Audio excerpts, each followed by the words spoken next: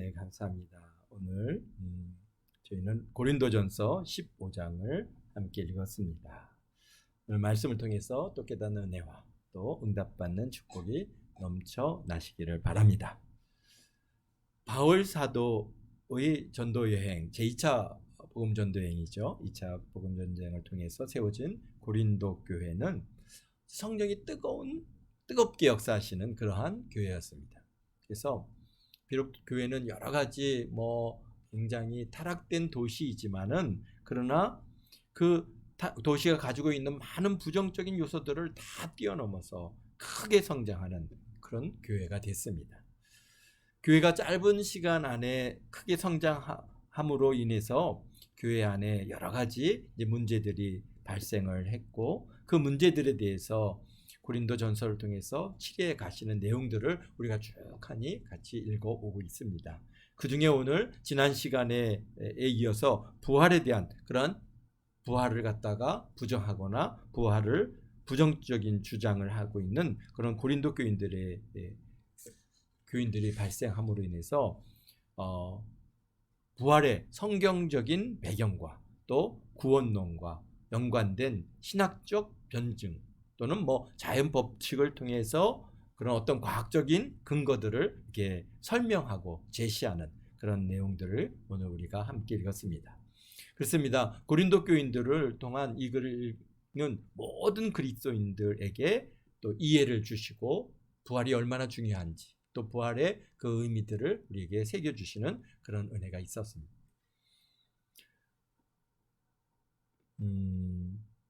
그래서 내가 전한 복음은 너희가 받아 구원을 받았는데 그 핵심이 바로 그리스도께서 우리의 죄를 위하여 죽으셨고 장사 지낸 바 되었으며 성경대로 사흘 만에 다시 살아나셨다라고 하는 그러한 복음의 주요 핵심을 갖다가 딱 여기서 말씀해 주시면서, 그러면서 12절에 이어서 그리스도께서 죽은 자 가운데에서 다시 살아나셨다 전파되었거늘 너희 중에 어떤 사람들은 어찌하여 죽은 자 가운데서 부활이 없다 하느냐. 그렇게 지금 이제 부활이 없다 하는 문제에 대한 그런 문제를 여기서 다뤄가고 계십니다. 그래서 13절 14절에 보면은 만일 죽은 자의 부활이 없으면, 그러니까 지금 이제 이것을 갖다가 부활에 대해서 여러 가지 설명할 수 있는 방법이 있겠지만은 어쨌든 간 여기서 변증적으로 나갈 때 멋이 없다면 이렇게 반어적으로 이것을 설명해 나. 그래서 우리가 어떤 사건을 설명할 때도 그것을 갖다가 이건 이런 것이다라고 설명할 수도 있겠지만, 만약에 그게 이게 아니다면 그러면은 이제 어떻게 했느냐라고 하는 그런 반어법적인 설명들인데요. 어쨌든 간 여기서 만일 죽은 자의 부활이 없으면 그리스도도 다시 살아나지 못하였으리라.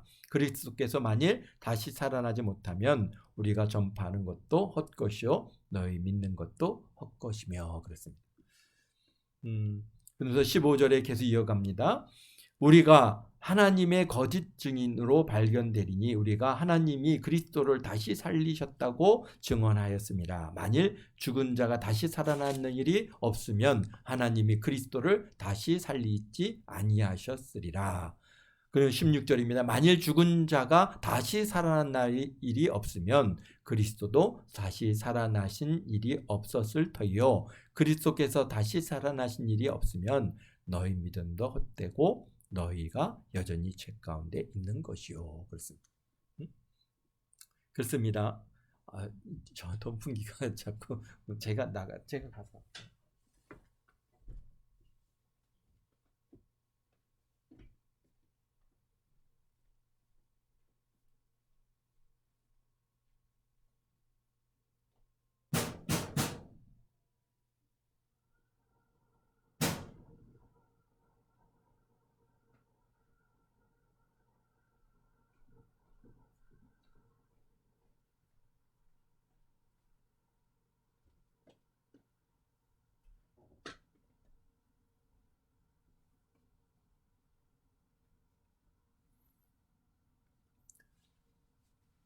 이제 계속해서 뭐뭐 하지 않으면 만약에 부활하지 않았다면, 죽은 자가 다시 살아나지 않았다면 그것에 대한 우리의 모든 것들이 얼마나 이렇게 다 헛된 것이 된다라고 하는 것을 이렇게 이제 설명하고 계십니다. 그러니까 예수님의 기독론에서 어느 하나도 우리가 부인한다면은 예수님께서 우리의 구주 되실 수 없으며 또 우리의 죄를 없게 할 수 없다라고 하는 이 사실을 갖다가 지금 여기에서 13절, 14절, 15절, 16절, 17절에 걸쳐서 그것을 갖다가 지금 반어적으로 설명하고 있습니다. 그러니까 만약 부활이 없다면 예수님께서 사망을 이기지 못했을 것이고, 사망을 이길 능력이 없다는 것은 죄가 없게 할 수 없을 것이요 곧 그냥 자신의 죄로 죽은 것밖에는 안 된다고 하는 것을 여기서 좀 보여주고 계십니다. 그래서 예수님께서 하나님이신 것과 그분이 동정녀의 몸에서 탄생하신 것과 죄 없이 오셔서 죄 없이 사시고 죄 없이 죽으셨다고 하는 증거는 바로 그리고 그분의 십자가에서 못 박혀 죽으심이 우리의 죄를 대속하셨다고 하는 이런 모든 증거는 다 어디서부터 우리가 그것을 얻을 수 있다는 겁니까? 바로 예수님의 부활에서 증거되어지고 증명되어진다고 하는 것을 지금 여기서 말씀하고 계십니다. 우리가 예수님께서 하나님이신 것을 갖다가 어떻게 알겠습니까?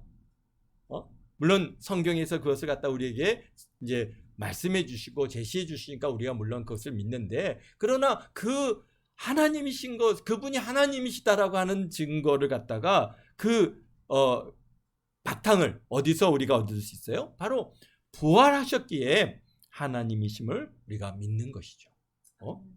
우리가 예수님께서 동정녀 몸에서 탄생하신 것을 어떻게 알겠습니까?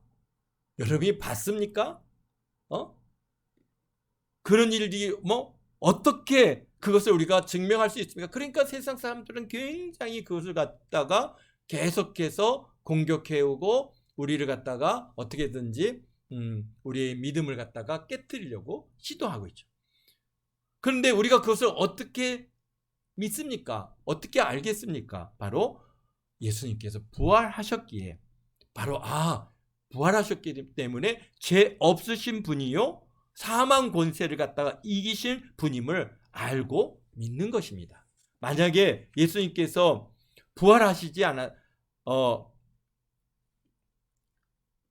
그분이 부활하시지 않았다면 동정녀 마리아에게서 나셨다고 하는 그런 확신을 우리가 가질 수 없는 거죠. 왜? 그냥 죄 가운데 살다가 죄 가운데 죽는 것이죠. 또 그 다음에 예수님께서 십자가에서 죽으심이 우리의 죄를 대속하신 죽으심이라고 하는 것을 또 우리가 그걸 어떻게 알겠습니까? 우리는 성경에서 계속해서 그것을 갖다가 우리에게 말씀해 주시고 목사님이 얘기하시니까 그런가 보다 우리가 그렇게 믿어지는 겁니까? 아니, 예수님께서 십자가, 그것도 2000년 전에 그저 어디요? 예루살렘이라고 하는 그런 곳에서 십자가에서 그 죽은 어느 청년의 죽음이 우리의 죄를 대속하신다고요? 그럼 우리가 어떻게 그것을 갖다가 증명할 수 있으면 어떻게 믿을 수 있다는 거예요? 바로 사실 그 당시 그 위에도 얼마나 많은 사람들이 십자가에 못 박혀 죽었는데, 그러면 그들의 죽음은 그럼 뭡니까?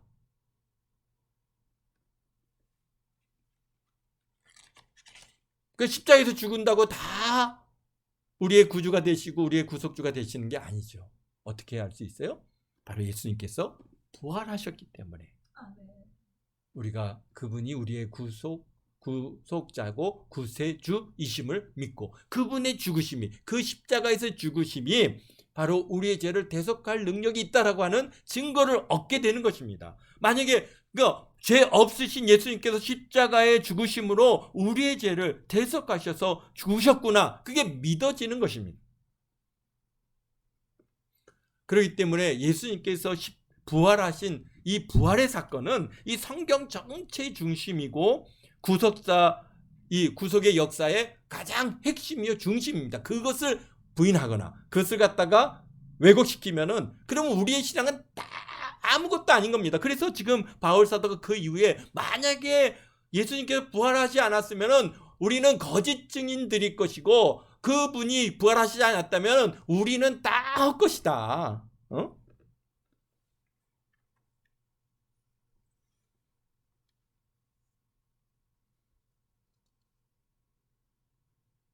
그렇습니다. 그러면 그 증거를 어디서 우리가 얻을 수 있느냐?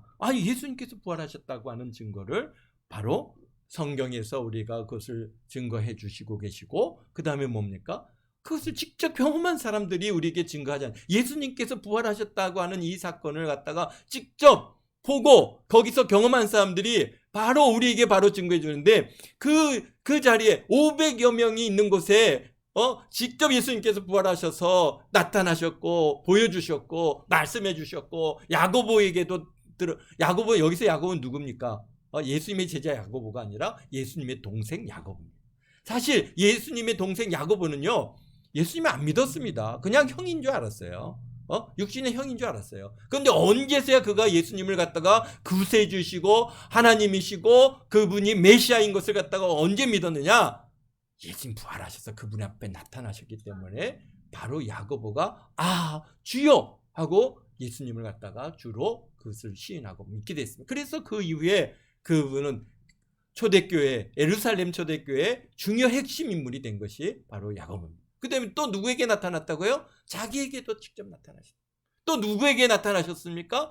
여러분에게도 나타나지 않으셨습니까? 여러분에게도 하나님께서 여러 형태의 모습으로 바로 예수님의 부활을 경험했기 때문에 지금 이렇게 여러분들이 열심히 주님을 섬기고 열심히 충성 봉사하고 이렇게 신앙생활하고 이 땅에 소망 두는 것이 아니라 영생에 대한, 저 하늘에 대한 소망을 둘 수 있는 그 근거가 바로 여러분들도 어찌하든 그걸 갖다가 내가 정말 다메섹으로 갔던 그러한 바울처럼, 사울처럼 그 앞에 딱 나타나서 그것을 보여주시지 않았다 할지라도 여러분은 개인적으로 딱 그것을 경험하고 알기에 오늘 이렇게 열심을 내며 나아갈 수 있는 겁니다. 만약에 그런 어떤 만남이 없었다면은 어떻게 우리가 이렇게 열심히 신앙생활을 할 수 있겠습니까? 그렇습니다. 예수님의 제자들도 예수님의 부활을 경험하고 나서야 예수님에 대한 더 확실한 믿음을 가졌고 모두 죽음을 두려워하지 않는 그러한 순교의 길로 가지 않았습니까? 왜? 죽음 이후에 영생이 있음을 보아 알았기 때문에 죽음에 대한 두려움이 없었습니다. 우리 다시 17절에 보시면 그리스도께서 다시 살아나신 일이 없으면 너희 믿음도 헛되고 너희가 여전히 죄 가운데 있는 것이요. 그렇습니다. 그렇습니다. 그리스도께서 다시 살아나시지 않았으면 헛된 거다. 또 18절에 또 그리스도 안에 잠자는 자도 망하였느니라. 그렇죠. 예수님 믿고 이제 여기서 잠자는 자는 죽은 자들을 갖다가 성경은 우리에게 있어서 잠자는 자라고 말씀하시는데, 왜? 다시 일어날 거거든요. 그런데 그렇지 않으면은 그들은 다 망한 거예요. 그냥 다 죽은 거예요. 그냥 그것은 끝이에요. 다음이 없는 거예요. 그렇습니다. 또 19절에 만일 그리스도 안에서 우리가 바라는 것이 다만 이 세상뿐이면 모든 사람들 가운데 우리가 더욱 불쌍한 자니라. 아멘. 그렇습니다. 부활이 없다면 우리 모든 사람들은 모든 사람들보다 우리가 더욱 불쌍한 사람입니다. 우리는 저 하늘에 부활에 대한 소망을 가지고 살아가는데 그래서 이 땅에서 우리가 어떻게 합니까? 참 하나님 나라를 위해서 이렇게 충성하고 주일날 모이고 수요일날 모여서 그렇게 예배하고 이런 모든 것들이 다 헛된 것이라면 얼마나 헛것을 향해서 우리가 시간을 소비하고 있으니 이게 얼마나 참으로 헛된 것이겠습니까? 전사님, 저기 전원을 한번 껐다 켜주세요. 전원 버튼을 한번 눌렀다가 또 다시 한번 눌러주세요. 네. 그렇습니다. 부활이 없으면은 지금 우리의 신앙생활은 헛되게 되고 얼마나 불쌍한 사람입니까? 우리 주변에 보면은 참 불쌍한 사람들이 있는데요. 여러분들은 어떤 사람들이 가장 불쌍합니까? 참 어떤 사람이 불쌍합니까? 바로 이단에 빠진 사람들이죠. 이단에 빠져서 자신들의 삶을 허비하는 사람들을 보면은 정말 얼마나 불쌍하고 가련한지 말로 표현할 수가 없습니다. 그러나 어떻게 할 방법이 없어요. 거기에 딱 사로잡혀서 누가 무슨 말을 해도 전혀 그것을 갖다가 받아들이지 않는 겁니다. 그러니까 문제는 뭡니까? 헛된 것을 잡고 있는 거예요. 그것이 그것이 바로 이것이 구원이 있는 줄을 알고 누굴 잡고 있습니까? 문선명 붙들고 있죠. 또 뭔가 신천지의 이만희를 갖다가 구세주로 믿고 그렇게 인생을 허비하는 이게 얼마나 가련하고 얼마나 불쌍한 사람들입니까? 헛된 것을 붙들고 있죠. 그런데 그냥 거기서 잠깐 그냥 이렇게 몇 시간 몇 년 이게 아니라 정말 자신의 삶을 중요한 시간들을 그것이 그들이 가장 황금 같은 30대, 40대, 50대 시간을 다 갈아놓고 있다.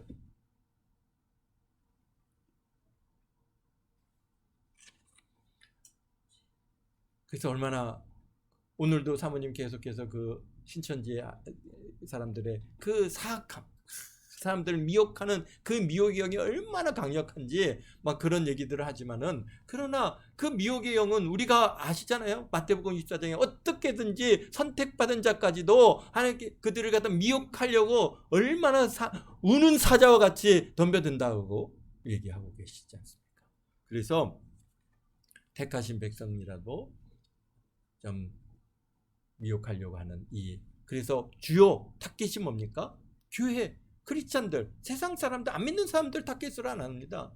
아주 집요하게 교회 다니는 사람들만 그들을 갖다가 그 믿음에서 끌어내려고 우는 사자처럼 정말 저렇게 덤벼드는 정말 사악한 그렇습니다. 우리가 믿는 예수님께서도 만약에 부활하시지 못했다고 한다면 우리도 그들과 차이가 없습니다. 그러나 예수님께서 부활하신 것을 성경이 증거하고 있으며 500여 명이 직접 보고 증거하였으며 바울 자신도 보았고 여러분들도 경험하고 있는 바이기 때문에 우리는 정말 복되고 복된 사람들입니다. 그래서 20절에 그러나 이제 그리스도께서 죽은 자 가운데서 다시 살아나사 잠자는 자들의 첫 열매가 되셨다. 그렇습니다.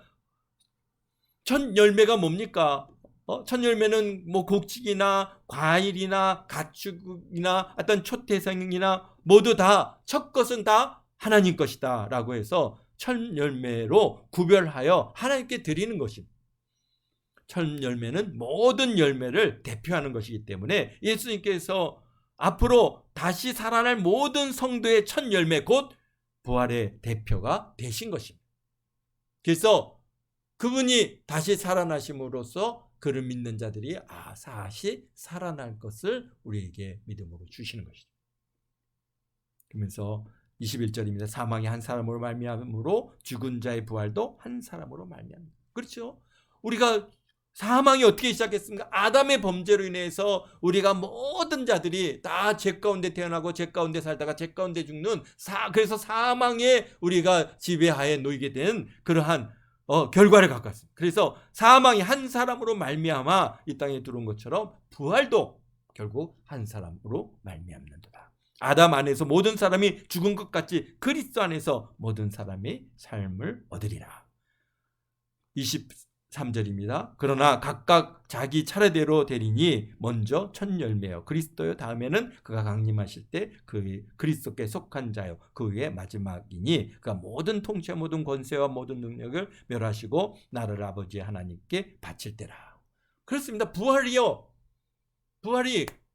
첫 번째 첫 열매 그 순서대로 부활이 이루어진다는 겁니다.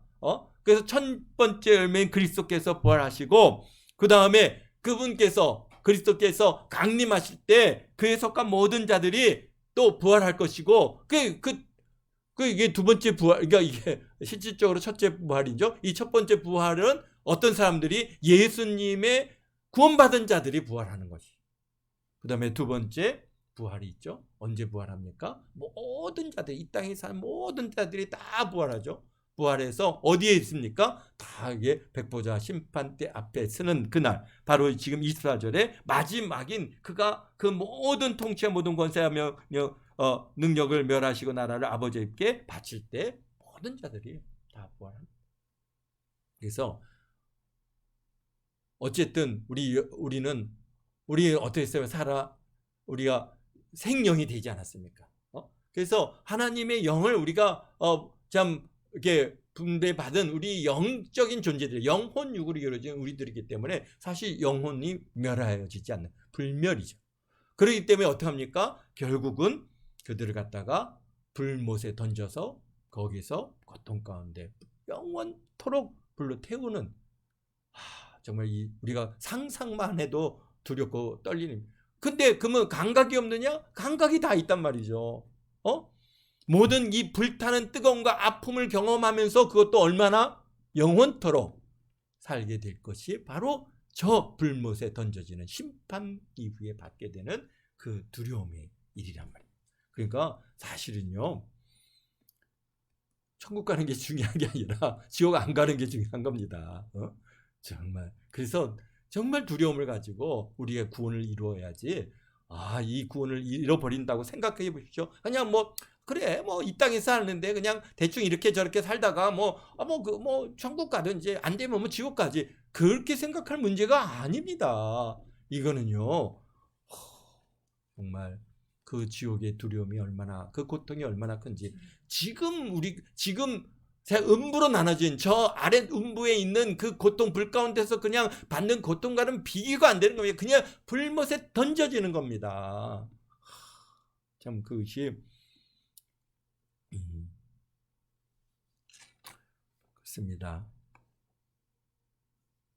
그래서 부활에는 순서가 있다고 하는 사실을 우리가 어디서 또 그런 것을 우리가 볼 수 있습니까? 데살로니가 전서 4장에서 보면은 바로 직접 예수님께서 다 강림하시는 모습을 우리에게 자세히 보여주고 계시죠. 그래서 29절입니다.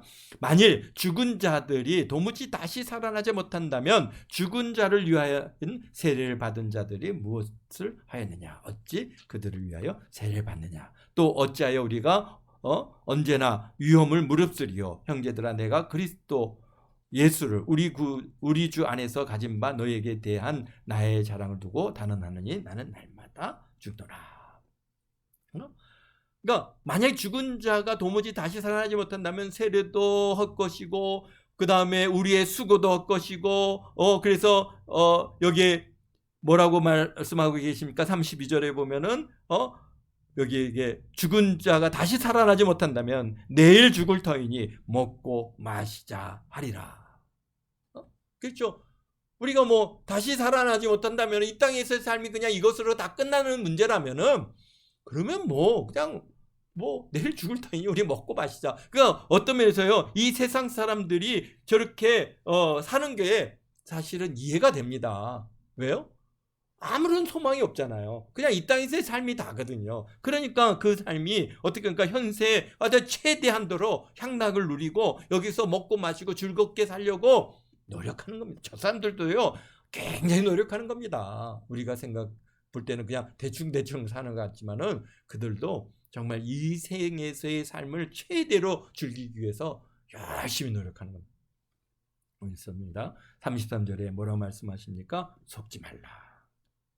속지 마라. 악한 동무들은 선한 행실을 더럽히나니. 의를 행하고 죄를 짓지 말라. 하나님을 알지 못하는 자가 있기로 내가 너희를 부끄럽게 하기 위하여 말하노라. 그러니까 교회 안에요, 이 지금 고린도 교회 안에, 고린도 교회만 그렇습니까? 우리 현대 교회 안에서도 뭡니까? 하나님을 갖다 모르는 자가 있어요. 교회를 나오는데 그러나 하나님을 안 믿어요. 우리가 얘기하지 않았습니까? 지난 시간에도 뭡니까? 예수님의 부활을 믿는 자가 부활하셨다고 하는 교회를 나오는데 자기가 그리스도인이라고 하면서 그러면서 부활을 안 믿는 자가 50%예요. 많게는 50%, 적게는 한 20-30% 이렇게 그러니까 엄청난 숫자의 사람들이 예수님의 부활을 믿지 않는다. 그렇다면 그들의 신앙은 다 것입니다. 교회에 나오는 것도 헛것이고 교회에서 열심을 내면서 살아가는 모든 것들이 다 헛되고 헛된 것입니다. 그것을 예수님의 부활을 부인하면 어떻게 구원을 얻겠습니까? 그래서 속지 말라. 악한 동무들이 선한 행실을 더럽히나니 깨어 의를 행하고 죄를 짓지 말라라고 그렇게 오늘 또다시 권면하고 계십니다.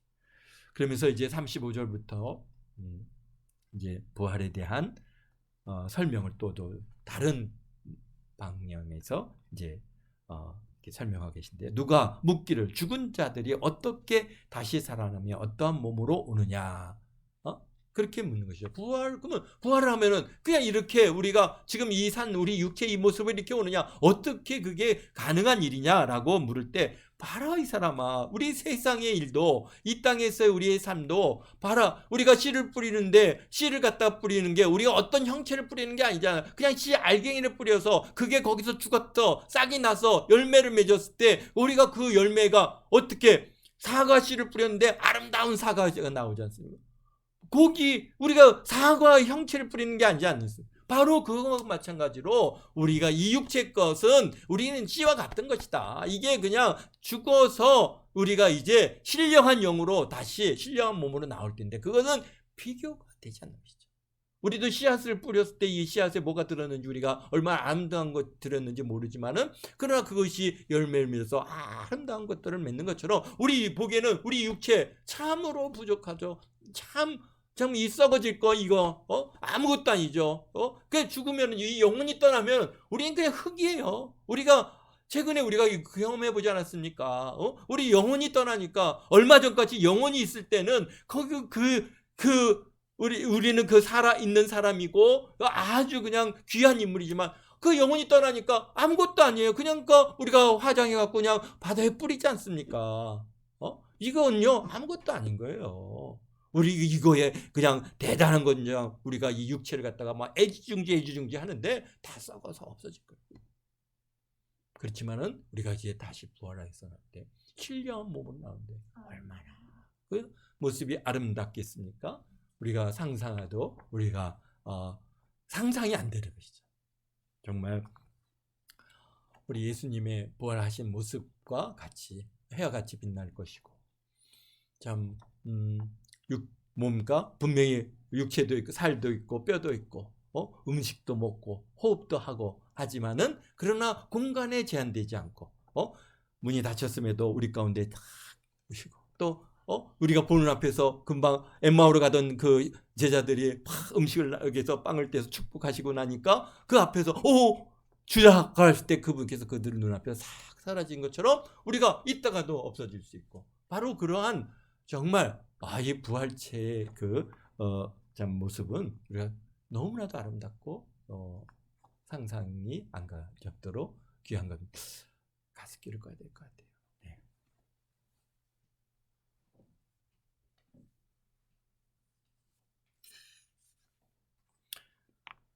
네.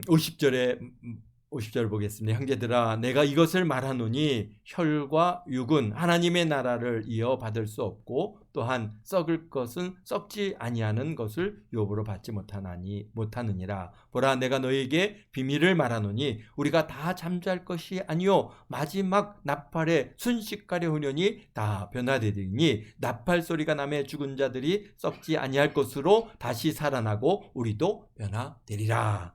아멘. 그렇습니다. 내가 너희들에게 이게 비밀, 미스터리, 신비남, 이게 아주 신비한 것을 내가 너희들에게 알게 하겠는데, 그게 뭐냐? 바로 우리가 다 잠잘 것이 아니라는 거예요. 다 죽는 것이 아니라는 겁니다. 마지막 나팔에 어떻게 합니까? 이제 마지막 나팔에 순식간에 호련이 다 변화된다는 겁니다. 나팔 소리가 나매 죽은 자들이 썩지 아니할 것으로 다시 살아나고. 그러니까 하늘로부터, 우리가 이게 아까도 얘기했듯이 뭡니까? 데살로니가 전서 4장에 말씀하신 것처럼 예수님께서 천사장과 호령과 천사장의 소리로, 나팔 소리로 하나님께서 직접 강림하시는 그때 나팔 소리가 쫙 울려 나오면은 어떻다는 거예요? 먼저 죽은 자들이 싹 일어난다는 겁니다. 그리고 그 나팔 소리가 쫙쫙 불리다가 그 마지막 나팔이 뿌 하고 울려 퍼지면은 우리가 어떻게 해요? 호련히 순식간에 싹 변화돼서 하늘로 끌려 올라갈 것이다. 거기에서 주님과 더불어 영원토록 함께 할 것이다 라고 말씀해 주고 계십니다.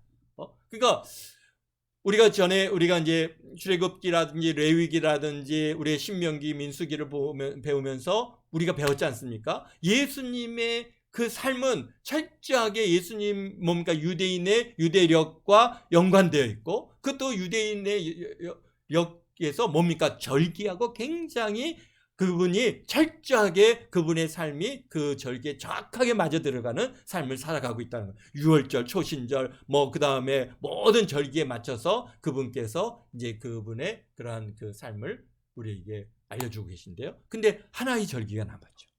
다 이루었습니다. 모든 유대인의 모든 절기가 다 이루어졌는데 한 가지가 남았어요. 그게 뭐예요? 나팔절이죠. 나팔절은 언제가 나팔절입니까? 바로 그 유대인의 첫 이제 새해가 시작되는 그들의 유대역의 7월 1일 날 이제 나팔을 불게 됨으로써 이제 나팔절이 되고 7월 10일 날 또 어떻게 합니까? 대속제일이 이제 시작되는 그런 아주 굉장히 중요한 절기인데요. 그러니까 그 7월 1일 날 그들이 이제 뭡니까? 나팔을 뿔 불러 올립니다. 왜? 새해가 시작됐습니다. 그래서 그게 나팔절인데요. 그래서 이제 또 찾아봤어요. 올해는 나팔절이 언제일까? 그러니까 사실 뭡니까? 예수님의 재림과 우리의 휴거는 아마도 나팔절하고 굉장히 연관성이 많이 있을 것이라고 보여집니다. 물론 예수님이 유대인의 나팔절에 오십니다 이렇게 얘기하면은 그거는 굉장히 잘못된 거지만은 그러나 우리가 성경을 이렇게 쫙 이렇게 연결해서 봤을 때 이게 나팔절과 굉장히 그게 연관이 있고 예수님께서 천사장의 소리와 나팔 소리와 함께 이제 강림하시는데 그래서 나팔절을 우리가 좀 관심을 가지고 볼 필요는 있습니다. 그래서 매해 나팔절이 언제인가? 근데 올해가 유대력으로 보면은 뭐니까 5,700 몇십 년이더라고요. 그래서 보면은 이게 그래서 우리 전사님한테 연수를 다 계산하라고 한 게 그게 굉장히 중요하지 않습니까? 왜냐하면은 하나님께서 6,000년이라고 하는 시간을 갖다가 정해 주셨고 그래서 우리 인류 역사의 6,000년 그러니까 아담의 그러한 출생에서부터 시작해갖고 예수님 이 땅에서 그러한 다시 오실 날이 6,000년이고 그 다음에 천년왕국이 있고 그 다음에 이제 새하늘 새 땅으로 옮겨가는 거지 않습니까? 그래서 이렇게 그게 그 사람들의 계산법이 정확한지는 우리가 모르겠지만 하여간 그러한 시간대를 지금 우리가 살고 있더라고요. 그래서 이게 그래서 우리가 어떻게 해야 돼? 나팔절을 좀 관심을 두고 봐야 됩니다. 그래서 올해 나팔절이 언젠가 이렇게 찾아보니까 10월 2일부터 4일까지가 유대력의 나팔절이더라고요. 그래서 이제 그러면은 아마 그때쯤에 올해는 아니죠. 또 올해는 분명히 아닙니다. 그러니까 우리가 이제 관심을 가지고 이게 좀 봐야 되죠. 그래서 데살로니가전서 4장 16절에 보면은 주께서 호령과 천사장의 소리와 하나님의 나팔소리를 친히 하늘로부터 강림하시니 그리스도 안에 죽은 자들이 먼저 일어나고 그 후에 우리 살아있는 자들도 그들과 함께 구름소로 끌려 올라가 공중에서 주를 영접하게 되리니 그리하여 우리가 항상 주와 함께 있으리라. 아멘. 근데 보니까 어떻게 나팔 소리가 들릴 때 뭡니까? 이게 잠자던 자가 먼저 일어나는 것이죠. 그리고 그 나팔 소리 마지막 나팔이 뿌 하고 울려 퍼졌을 때 오늘 우리 살아있는 자들이 순식간에 호련히 변화돼서 다 하늘로 끌려 올라가서 그곳에서 공중에서 주님을 영접할 것이고 그리고 그곳에서 영원토록 주님과 이제 항상 주와 함께 있으리라 라고 우리 데살로니가 전서 4장 16절에 말씀하는데 13절 또 3장 13절에 보면은 그가 모든 성도들과 함께 강림하실 때라고 말했어요. 그러니까 죽은 영혼들을 우리 예수님께서 다시 오실 때 그냥 오는 게 아니라 먼저 죽고 낙원에 가 있는 그 모든 영혼들을 다 데리고 함께 강림하신다라고 우리 데살로니가 3장 13절에는 또 말씀하고 계십니다. 그래서 우리가 그런 것을 통해서 분명한 것은 우리 예수님의 부활이 있고 또 예수님께서 다시 오신 재림이 있고 우리들은 다시 어떻다는 거예요? 죽었다면은 다시 살아나는 부활의 역사가 있을 것이고 그러나 살아서 예수님을 갖다 맞이하게 되면 우리는 어떻게 됩니까? 변화돼서 순식간에 변화돼 마지막 나팔에 순식간에 변화돼서 다 하늘로 끌려 올라가는 휴거가 이루어질 것이다 라고 하는 사실을 갖다가 오늘 성경은 말씀해 주고 계십니다. 그래서 53절에 이 썩을 것도 반드시 썩지 아니할 것을 입겠고 이 죽을 것이 죽지 아니함을 입으리라. 이 썩을 것이 썩지 아니함을 입고 죽을 것이 죽지 아니함을 입을 때에는 사망은 삼키고 이기리라. 기록된 말씀을 이루리라. 아멘. 그렇습니다. 우리가 사망을 이기는 겁니다. 우리 예수님께서 다 이루었다 했지 않습니까?